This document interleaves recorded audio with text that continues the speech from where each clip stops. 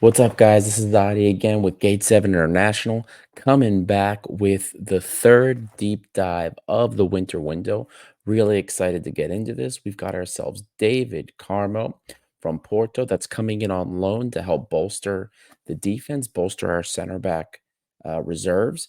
And before we get moving on the scouting report, the deep dive, taking a look at the player, don't forget, guys, while you're at it, quickly like and subscribe. It helps us find more and more red and white fans, helps us continue to grow to the community, and you can also check us out on Patreon. Patreon members get early access for the expanded content tier for all of these scouting reports before the players announced, which is normally when we drop the scouting reports. So check that out. The WhatsApp group in itself is worth it. We have a lot of fun. We share a lot of information that we don't share sometimes in public. So it's a good source to be on the inside of that and getting some of that information. So check it out. And without further ado, we'd love to get started with our deep dive here. As I mentioned earlier, we've got David Carmo, center back from Porto. Very interesting player here, only 24 years old. Much coveted left footed center back that we've been missing. 6 foot five, which is about almost 2 meters, 196 centimeters for the metrics guys. 89 kilos, 196 pounds is what is listed on Scout. He is a big, solid boy. Now, our new loanee is not unfamiliar with our coach. And by our current coach, I mean Carlos Carvajal. Carvajal actually discovered him back when he was at Braga. Carmo spent time in the Benfica academy before getting picked up by Braga and becoming a mainstay in the team when he was only 21 years old.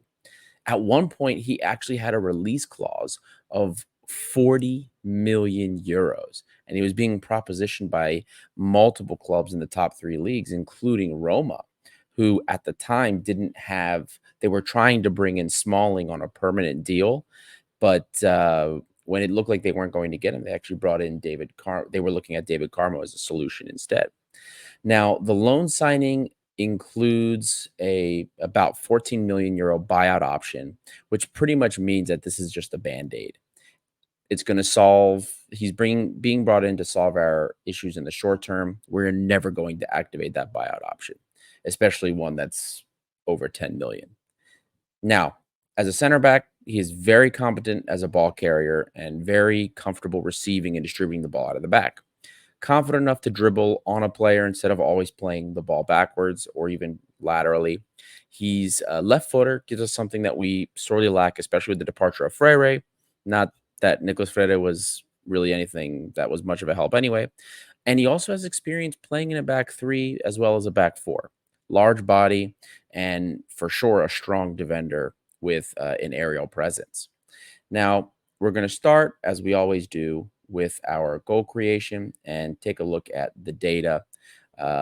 Again, for those of you that are just checking in, and this is the first scouting report from Gate 7 International that you're going to tune in for, the data that we make for this is a percentile chart rating the player on each specific facet or each specific characteristic on a per 90-minute basis, and then comparing him to all of the other players in that league. In this case, we are comparing David Carmo to all of the other center backs that have played in the Portuguese league, and in this case have played at least 500 minutes in the Primeira Liga in the Portuguese league. And you can see where he stacks up. The bigger the red line is, the higher he ranks in the percentile, the better the data is. So when it comes to center backs, when we talk goal creation, the real thing we're interested in is more or less how good he is for us on set pieces. We're not expecting center backs to really get up into the final third and open play and make things happen for us. By the numbers, Carmo sees plenty of opportunities for his time on the field. A large frame, commanding presence really make him a physical beast. Doesn't have many goals to his name, but he gets a lot of contact off of set pieces. He does have his fair share of volume. It wasn't even strange to see his teammates afford him time to get forward in open play so that he could be in the box to connect with crosses that were coming in from the wide areas. Carvajal, in fact, did this a lot at Braga and to get him on the end of those crosses, and it wouldn't surprise me to see him do the same when he comes to Olympiacos. As far as his ability to create shot opportunities. His expected assists, as you can see on the chart, is in the 80th percentile. But what I see in the tape doesn't really tell me. It tells me that this figure isn't really much to it, because if it wasn't really a flick or a pass across the top of the penalty box, any expected assist contributing shot assist or a ball that contributed to a shot, a lot of them seemed like accidents or maybe the result of a heavy touch and not really intentional shot creation. So even at Braga, the value was clearly in getting his head on the ball for a shot and not in any type of shot assists or shot creation from that type of aspect.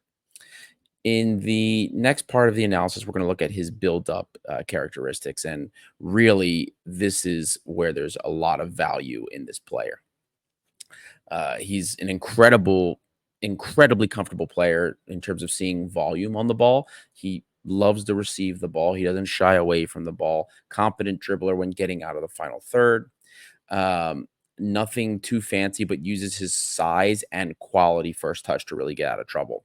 While much of our buildup does go to our wings, as we've seen since the arrival of Carvajal, we do see a fair amount from the likes of Panos Retzos that go directly through the middle.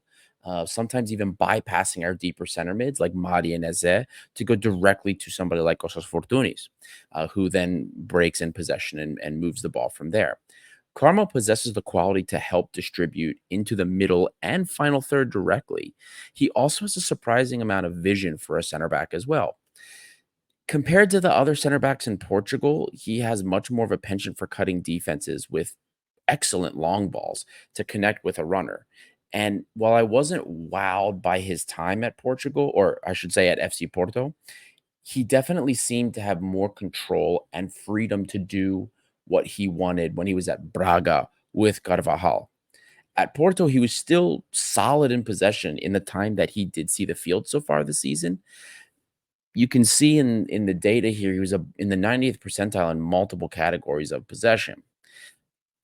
But sitting in a back four, he wasn't really afforded a lot of the ability to do some of those things that he did at Braga. Pass accuracy is below 90%, which is below average in that field for center backs in Portugal. But this does have directly to do with the fact that he had a larger share of long passes, took more risks going downfield. He's not usually careless with possession, especially when he's deep in his team's third, and he's more likely to play a short pass out or do what he can to get out of trouble. Despite the fact that he has the quality to dribble on somebody. At Porto, he didn't get into too many advanced positions in possession, especially since he was usually playing in a back four and he was staying back a little bit further. We did see some instances of quality distribution into the final third and assisting in working the ball to those wide areas, especially when the team's line was higher and more advanced into the opponent's half of the field. Moving on to his defensive traits, Carmo appears to have pretty solid positional awareness. He's a big guy, very physical, and this works in many situations, but I got to tell you guys, he's slow. In situations where he's closed the player down and they don't have an open field to work with, he's hard to get away from. But if he's in an advanced position and you have someone like Levi Garcia, who is agile, fast, he gets burned pretty easily. In the defensive third, he's hard to get around and he'll get his body in front of shots to keep them from going in. He's also quite astute at reading buildups and intercepting passes. Primarily, I saw a fair number of interceptions to prevent counters and in deep positions, and others that were intended for the striker that he was marking or maybe his partner was marking. Where I saw vulnerability, in addition to his slowness, that is, was in his over aggressiveness. Too many times I saw him get a bit over eager with the ball, and that seemed to open up himself and his team to really get attacked hard on the counter. And I mean, this came in the form of lunges when he was like the last man back. These things that we've seen Ndoye do, overcommitting and just getting burned by somebody that's not even that agile, but is like maybe above average agility and barely above average speed. Saw it too many times. Very easy to beat in this respect. In the air, the guy is immense. I brought up in an earlier segment that we're gonna use him offensively for his aerial ability and set pieces, but, I mean, this goes doubly so for the defensive end. He can jump, he's big, doesn't get easily pushed around. To put it simply, his aerial ability is something that we are sorely lacking also in our defense currently, and this is gonna be a very valuable trait because we don't have somebody that does this for us right now. Now, moving on, we're going to do the comparison here, and we have a radar plot of David Carmo with Andreas Doy, who I chose for the comparison. And the reason I chose Doy primarily is because Doy is most likely who is going to be replaced in this back four. It would be him because Retsos has been too integral to our buildup out of the back, and he's been a key player in the defense for us this season for me to believe that he's not going to be part of any defensive setup going forward, regardless of whether it's a back four, back three. But that's something that I'll discuss, the back three at least going forward. So the differences between Carmo and Doy are quite stark, and you can see that here. The red web is David Carmo, and the blue web, which is looks like it's underneath, is Andreas Doy. While Ndoye is competent, especially in his short distribution, short distance distribution, he's a solid ball winner when he's closing players down, confident in dribbling the ball. Carmo is more effective getting the ball downfield, progressing the ball downfield. He's better positionally, and he's just a class above Ndoye in the air. He's also bigger than Ndoye, we have to say that. Now, while Carmo does fall behind Ndoye in various possession statistics, he's playing in the Portuguese league, and surely it's a better league, and we'll see him improve on these stats in Greece. That wouldn't surprise me. But we also see Karma doing a lot more things that Ndoye doesn't do, getting his body in front of shots, blocking them. He's a better aerial threat, just better, more imposing presence in the penalty area, at least than Andreas Doy is. We've commented in the past that Ndoye probably would be better for us as a six than he is as a center back. Now, while I do see Karma as an upgrade over Ndoye in most regards, I do worry that I see some of the same vulnerabilities that Ndoye has. What I mean by this is in Doy's time as a center back for us, especially this season, it's been littered with instances of him overcommitting and then just being so out of position that we just eat something on the counter or we just eat an odd man rush because he's been beaten and now it's a 2-on-1 with our other center back or one of the wing backs even. While Carmo has been playing in a better league and a better system, I worry that we're still going to be eating these same instances, especially with how slow he is. So just something to be mindful of going forward, um, because I literally have seen the same things come from him that we complain about with Andreas Doy. So we'll have to see kind of how that's managed, but he's slower than Doy, and he can commit these same types of mistakes, and it's very reasonable to believe that this could be something a vulnerability that continues with this player and something that continues to upset fans and that continues to bite us in derbies and even with what's left of our European journey in the conference league. Now, moving forward, summing up everything that we've talked about so far, it's time to get to the verdict. There's a lot of great things I see in this player. Attributes that we are sorely lacking, most specifically his aerial dominance and his left foot. I think it's a prudent siding and ticks boxes of what we need to shore up what has been a weakness for Olympiacos this season.